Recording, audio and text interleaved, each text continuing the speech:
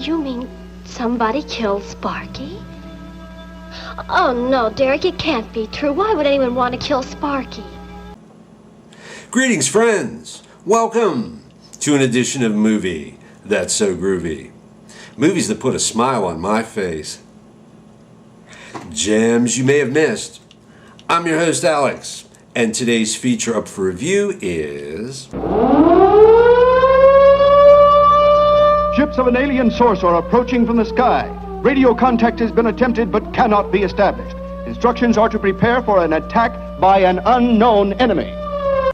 Teenagers from Outer Space, starring David Love, Dawn Bender, Brian Grant, Harvey B. Dunn, Tom Lockyer. Written, produced, directed, photographed, and edited by Tom Graeff, who also plays the newspaper reporter Joe Rogers. Brought to you by, wait for it, Tom Graeff Productions. When I was 6 years old, Channel 4 WTAE, the ABC affiliate here in Pittsburgh, played Teenagers from Outer Space as the Sunday afternoon movie. The next day in school, all my fellow second grade classmates could do was talk about Teenagers from Outer Space. Somebody asked me, "Did you see where the lady in the swimming pool got it with the ray gun?" I said you will call no one.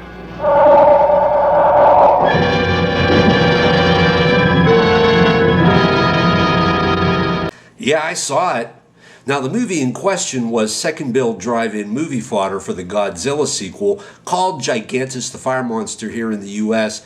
Don't ask me why. But talking to my friend at school that day, I realized I wasn't the only one who saw Teenagers from Outer Space and got totally freaked. It was the moment I first grasped the power of cinema. Move over, Ingmar Bergman. Make room for Tom Graeff. Here's the setup. A flying corkscrew lands on Earth, a clever variation on the flying saucer theme, and the mission of the crew is to determine if an animal they raised for food, the gargon, can survive in Earth's atmosphere. If the gargons can live and grow, then Earth will be used as grazing pasture, and to hell with what the Earthlings think. Derek, look! Lovers of sci-fi and horror films are a particular breed of film fanatic. We love it when somebody enters a spaceship and we hear spaceship noises. We love it when the screen remains black, but we hear a hum, which to our ears is electronic and hence new and futuristic.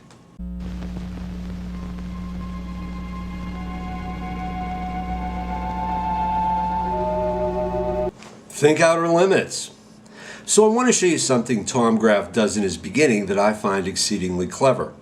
When the spaceship opens up, the first thing we see is this white, smooth, impersonal orb arising, and the dog starts going crazy. When I was 6 years old and saw that for the first time, it scared the bejesus out of me. Then the spaceman shoots the dog and it turns into a pile of bones. I'm freaked again. What Graeff had to work with looks like some Air Force helmet and mask used by high-altitude pilots. And if that was the first thing we saw, everybody in the audience would go, "Pfft." But Graeff withholds our first look at the helmet with the weird, and then the shocking, and then he weirds us out again with a second shot of the helmet. He creates an alien image where in fact he had nothing in the wardrobe that even came close. That takes some imagination. Robin Bales, over at his review YouTube channel Dark Corners, does a piece on Teenagers from Outer Space, and he gasses all over it. It's a funny review, and I understand where he's coming from. I could spend my entire time here pointing out the howlers. The wire attached to the top of the skeleton's head, oh, that's a good one. Or how about, what does that say? Multi-channel mixer MCM2? Here we have incontrovertible photographic evidence that the sound system for the Grateful Dead came from another planet. Yeah, it's easy to whack away at a movie like this when the budget is so small that by the end it's like listening to the radio. Increasing their speed, they cannot land. He does not plan to have them land, but crash! They're coming right at us! One thing in Mr. Bale's criticism of the movie, however, was how the characters were always showing up at places late and missing each other. And Mr. Bales found this to be some kind of a flaw. Ladies and gentlemen of the jury, I submit it's the best thing about this movie. Those scenes of near misses create a great deal of dramatic tension and suspense. It's what makes Teenagers from Outer Space the fast 86 minutes it is.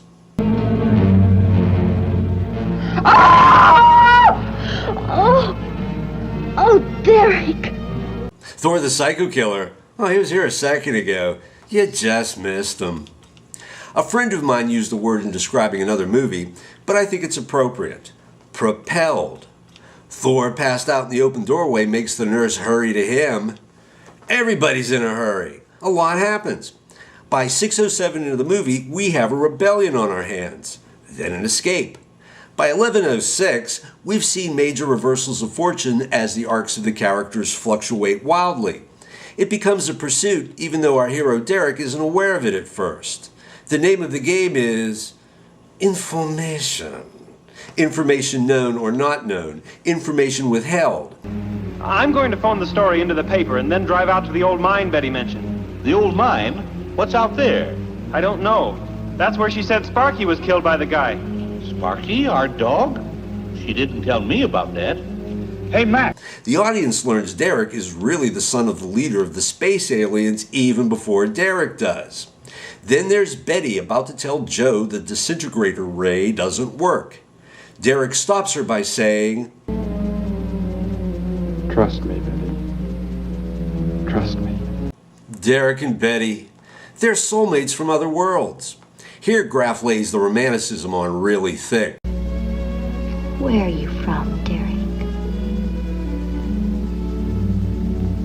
I think I know. I think I've known for some time. And Joe, Derek stole your girl, you poor schmuck. Which is doubly funny since Graeff and Robert Kaltenthaler, David Love in the movie, were a gay couple. That almost makes Graeff and Kaltenthaler LGTB pioneers. They were putting their relationship out there for the world to see. A little cosplay, buddy?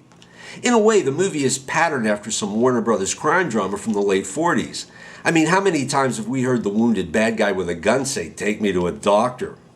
So in Tom Graeff's well-put-together, wildly melodramatic sci-fi thriller, with a world-building backstory to boot, we see gunfire with scratch-on-film bullets. A nurse getting pistol whipped with a ray gun.